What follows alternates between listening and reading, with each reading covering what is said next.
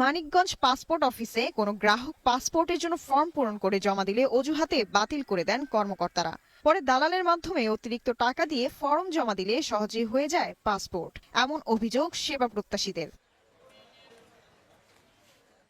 দালাল চক্র প্রতি পাসপোর্ট থেকে সরকার নির্ধারিত টাকার চেয়ে ১,০০০ টাকা থেকে শুরু করে ৫,০০০ টাকা পর্যন্ত আদায়ের অভিযোগ পাওয়া গেছে। আর যদি কাগজপত্রে কোনো ধরনের ভুল থাকে তাহলে এর পরিমাণ দাঁড়ায় কয়েক গুণ। বারবার যাইতেছে মানে টাকা ছাড়া মনে করেন হয় না। এই কারণে মনে করেন যে আমার সুবিধার্থে মনে করেন এখন আমি এখানে কতক্ষণ ওয়েট করবো, ওই হিসেবে তাদের সাথে মনে করেন মিট করছি। মানে সরকারি খরচ ৮৫০ টাকা, আমি জামালা থেকে ১,০০০ টাকা করছি। ঘুষ ছাড়া পাসপোর্ট অফিসে মাসের পর মাস ঘুরলেও মিলবে না সেবা।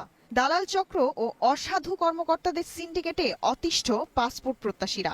এখানে অনেক দালাল, অনেক কুচক্রী মহল, শুধু তাদের টাকা আর খেদা।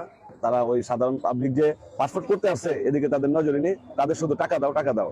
জমা দেওয়ার কয়েকদিন পরে আপনাকে নানান রকম টাল বাহানা, এটার জন্য ডাকবে, ওটার জন্য ডাকবে, এটা ঠিক করে নিয়ে আসেন, ওটা ঠিক করে নিয়ে আসেন, আপনি পাসপোর্ট আর পাবেন না। কিন্তু এই জায়গাটায় আছে একটা দালাল চক্র। যদি তাদের মাধ্যমে আসেন, আপনার যথাসময়ে ৭ দিন ১৫ দিন যে সময়টাই দিবে তার মধ্যে আপনি পাসপোর্ট পেয়ে যাবেন।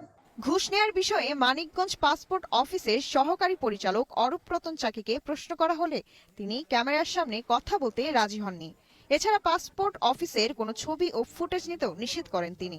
এটা আপনাকে অনুমতি দিয়েছে? আমার সাথে কথা বলছে? আমি তো ক্যামেরায় এখন অন করিনি। আচ্ছা, আপনি বাইরে যান, এটা নিয়ে বাইরে অপেক্ষা করেন, আমি ওনার সাথে কথা বলি, তারপরে আপনি আসবেন। আচ্ছা, আমি অফ করব। ঘুষ লেনদেন প্রতিরোধ করে মানিকগঞ্জ পাসপোর্ট অফিসে সুষ্ঠু পরিবেশ নিশ্চিতে সংশ্লিষ্টরা শিগগির যথাযথ পদক্ষেপ নেবে, এমনটাই দাবি সাধারণ মানুষের।